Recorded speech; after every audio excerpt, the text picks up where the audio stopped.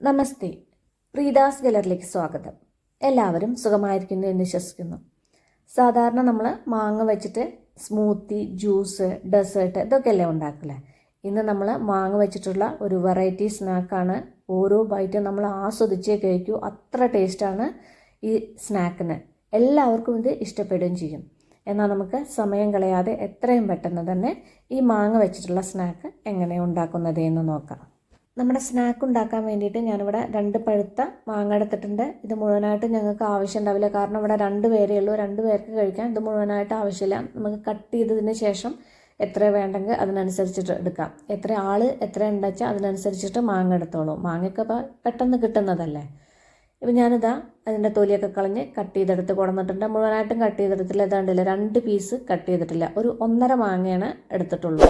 ഇത്രയ്ക്ക് മതി. ഇതുകൊണ്ട് തന്നെ ധാരാളം ഞങ്ങൾക്ക് 2 ആൾക്ക് കഴിക്കാനുള്ളത് ഉണ്ടാവും. ഇനി മിക്സിയുടെ ഒരു ചെറിയ ജാർ എടുത്തിട്ട് അതിലേക്ക് നമ്മളിപ്പോൾ ഈ കട്ട് ചെയ്ത് വെച്ച മാങ്ങ ഉണ്ടല്ലോ അത് മുഴുവനായിട്ടും ഇതിലേക്ക് ഇട്ട് കൊടുക്കുക. മാങ്ങ കൂടുതൽ എടുക്കുകയാണെങ്കിൽ വലിയ ജാർ എടുത്തോളൂ. ഇപ്പം ഇതിലേക്ക് അരച്ചെടുക്കാനുള്ള മാങ്ങയാണ് കട്ട് ചെയ്ത് വെച്ചിട്ടുള്ളൂ. ഇനി ഇതിലേക്കൊരു 1.5 ടേബിൾ സ്പൂൺ പഞ്ചസാര ഇട്ട് കൊടുക്കുക. മധുരം കൂടുതൽ വേണ്ടവർക്ക് കൂടുതൽ ചേർക്കാം. ഇത് അത്യാവശ്യത്തിന് മധുരമുണ്ട്. പിന്നെ മാങ്ങ നല്ല മധുരമുള്ള മാങ്ങയായിരുന്നു. ഇനി ഇത് നന്നായിട്ടൊന്ന് അടിച്ചെടുക്കുക. ഇതാ കണ്ടില്ലേ, ഇതേപോലെ ഒന്ന് അരച്ചെടുക്കുക. പെട്ടെന്ന് അരിഞ്ഞ് കിട്ടും. മാങ്ങ പഴുത്ത മാങ്ങയല്ലേ, പെട്ടെന്ന് അരിഞ്ഞ് കിട്ടും. പിന്നെ ഞാനിവിടെ കുറച്ച് കാഷ്നട്ട് കുറച്ച് നെയ്യിലിതാ ഒന്ന് വറുത്തെടുത്തിട്ടുണ്ട്. ഓപ്ഷണലാണ്, നിങ്ങൾക്ക് വേണമെന്നുണ്ടെങ്കിൽ മാത്രം ചേർത്താൽ മതി. പക്ഷേ കാഷ്നട്ടൊക്കെ ചേർക്കുമ്പോൾ സ്നാക്കിന് ഒന്നുകൂടി ടേസ്റ്റ് കൂടുകയുള്ളൂ.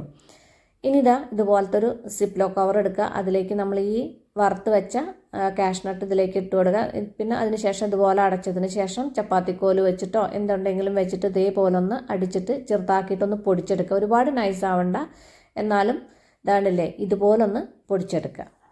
ഇനി ബാറ്ററി മിക്സ് ചെയ്യാൻ വേണ്ടിയിട്ട് അത്യാവശ്യം വലിയൊരു ബൗൾ എടുത്തിട്ട് അതിലേക്കൊരു കഷ്ടി 1/4 കപ്പോളം ഗോതമ്പ് പൊടി ഇട്ട് കൊടുക്കുക.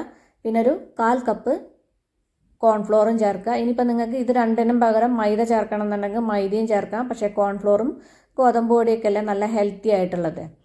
ഇനി ഇതിലേക്കൊരു 1 പിഞ്ച് ബേക്കിംഗ് സോഡ ഇട്ട് കൊടുക്കുക. നിങ്ങൾക്ക് വേണ്ടാന്നുണ്ടെങ്കിൽ ഇത് സ്കിപ്പ് ചെയ്യാവുന്നതേ ഉള്ളൂ.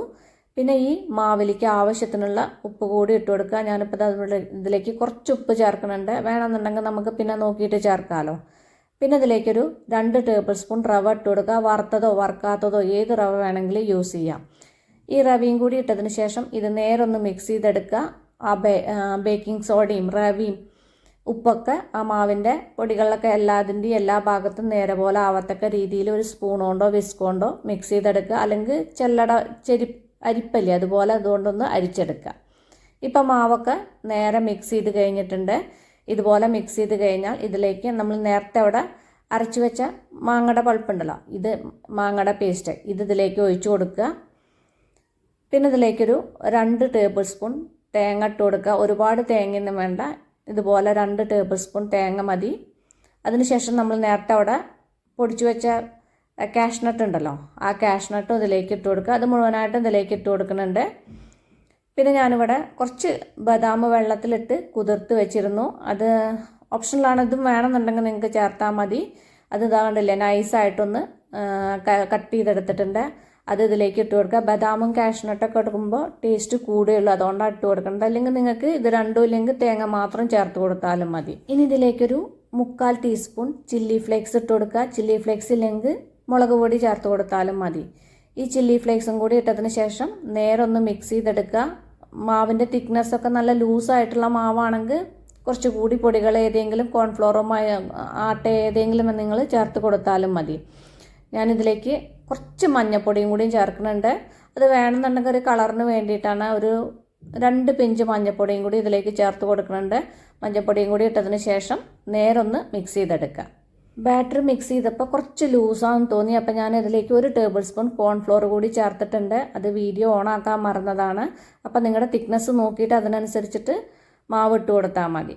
ഇപ്പോൾ ആ കോൺഫ്ലോറും കൂടി ഇട്ടതിന് ശേഷം ബാറ്റർ നേരെ മിക്സ് ചെയ്തെടുത്തിട്ടുണ്ട്. ഇതേപോലെ ഒന്ന് മിക്സ് ചെയ്തെടുക്കുക. ഇനി സ്നാക്ക് ഉണ്ടാക്കാൻ വേണ്ടിയിട്ട് ഒരു പാൻ വെച്ചിട്ട് അതിലേക്ക് കുറച്ച് എണ്ണ ഒഴിച്ചു കൊടുക്കുക. ഞാനിവിടെ വെളിച്ചെണ്ണയാണ് യൂസ് ചെയ്യണത്. നിങ്ങൾക്ക് സൺഫ്ലവർ ഓയിലോ വെളിച്ചെണ്ണ ഏത് വേണമെങ്കിലും യൂസ് ചെയ്യാം. പിന്നെ ഞാൻ നല്ലൊരു സ്മെല്ല് കിട്ടാൻ വേണ്ടിയിട്ട് ഇതിലേക്കൊരു 1 ടേബിൾ സ്പൂൺ നെയ്യ് ചേർക്കുന്നുണ്ട്. നിങ്ങൾക്കത് വേണമെന്നുണ്ടെങ്കിൽ മാത്രം ചേർത്താൽ മതി. ഇപ്പം എണ്ണയൊക്കെ നന്നായിട്ട് ചൂടായി വന്നിട്ടുണ്ട്. ഈ ചൂടായ എണ്ണയിലേക്ക് നമ്മളിപ്പോൾ മിക്സ് ചെയ്ത് വെച്ച മാവുണ്ടല്ലോ, അതെന്താണ്ടല്ലേ സ്പൂൺ കൊണ്ട് ഇതുപോലെ കുറച്ചെടുത്തിട്ട്, ഒരുപാട് ഇട്ട് കൊടുക്കണ്ട, ഇതുപോലെ കുറച്ചെടുത്തിട്ട് ഇതേപോലെ ഏത് ഷേപ്പിൽ വേണമെന്നുണ്ടെങ്കിൽ നിങ്ങൾക്ക് ഇട്ട് കൊടുക്കാം.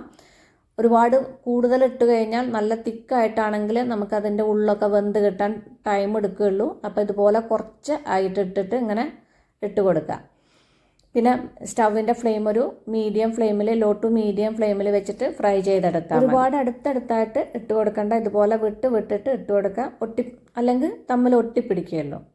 ഇപ്പോൾ ഒരു സൈഡ് ചെറുതായിട്ട് ഫ്രൈ ആയിട്ടുണ്ട്. ഇനി മറ്റേ സൈഡും കൂടി ആവാൻ വേണ്ടിയിട്ട് ഇതെല്ലാം ഒന്ന് തിരിച്ചിട്ട് കൊടുക്കുക. ഇപ്പോൾ ഇത് രണ്ട് സൈഡും ഒരുവിധം ഫ്രൈ ആയിട്ടുണ്ട്. നല്ല പുറമേക്ക് ആ റവയൊക്കെ ചേർത്തുകൊണ്ട് നല്ല ക്രിസ്പിയാണ്, ഉള്ളിൽ നല്ല സോഫ്റ്റുമാണ്. പിന്നെ കഴിക്കുമ്പോൾ ആ മധുരവും എരിവും ഒക്കെ പാടെ നല്ല ടേസ്റ്റാണ്. ഇത്രയ്ക്ക് ഫ്രൈ ആയാൽ മതി. ഇനി നമുക്കിതൊരു പ്ലേറ്റിലേക്ക് കോരി മാറ്റാം. ഇതുപോലെ നമുക്ക് ബാക്കിയുള്ളതും കൂടി ഫ്രൈ ചെയ്തെടുക്കാം. അപ്പോൾ ഈ വെറൈറ്റി ആയിട്ടുള്ള മാങ്ങയുടെ സ്നാക്ക് എല്ലാവരും ഒന്ന് ട്രൈ ചെയ്ത് നോക്കൂ. കുട്ടികൾക്കും മുതിർന്നവർക്കും എല്ലാവർക്കും ഇഷ്ടപ്പെടും. ട്രൈ ചെയ്ത് നോക്കിയിട്ട് ഫീഡ്ബാക്കൊക്കെ എന്നെ അറിയിക്കാൻ മറക്കല്ലേ. അപ്പം നമുക്കിനി അടിപൊളി പുതിയ റെസിപ്പിയുമായി കാണാം. നന്ദി, നമസ്കാരം.